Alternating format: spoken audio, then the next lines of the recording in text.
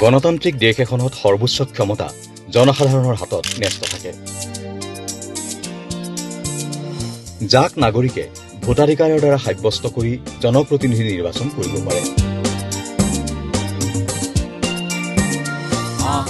সুস্থ আৰু বিবেকৰ দ্বাৰা পৰিচালিত হৈ প্ৰদান কৰা ভোটটোৱে গণতান্ত্ৰিক প্ৰমূল্য শক্তিশালী কৰি দেশ এখন গঢ়ি তোলাত মুখ্য ভূমিকা গ্ৰহণ কৰে। এনে প্ৰেক্ষাপটত 2024 বৰ্ষৰ লোকসভা নিৰ্বাচনৰ লগত সংগতি ৰাখি ওদালগুৰি জিলা প্ৰশাসনে জিলাখনৰ জাতি, ধৰ্ম, বৰ্ণ, ভাষা নিৰ্বিশেষে ভাৰতীয় নিৰ্বাচনী আয়োগৰ ভোটাধিকাৰৰ সংকল্পক বাস্তৱত ৰূপায়িত কৰাৰ উদ্দেশ্যেৰে প্ৰায় 9,000 মানুহে 10 কিলোমিটাৰ জোৰা পথ সামৰি গঢ়ি তোলা মানৱ শৃংখলেৰে এক উদ্ভাৱনীমূলক আৰু ব্যতিক্ৰমী প্ৰচেষ্টা হাতত লৈছে।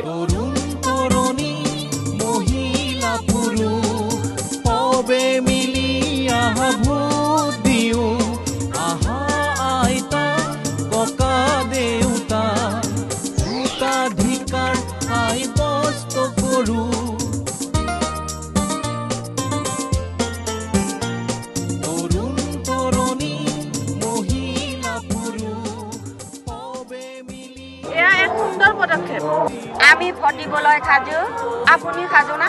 মই ভোট দিব যাম।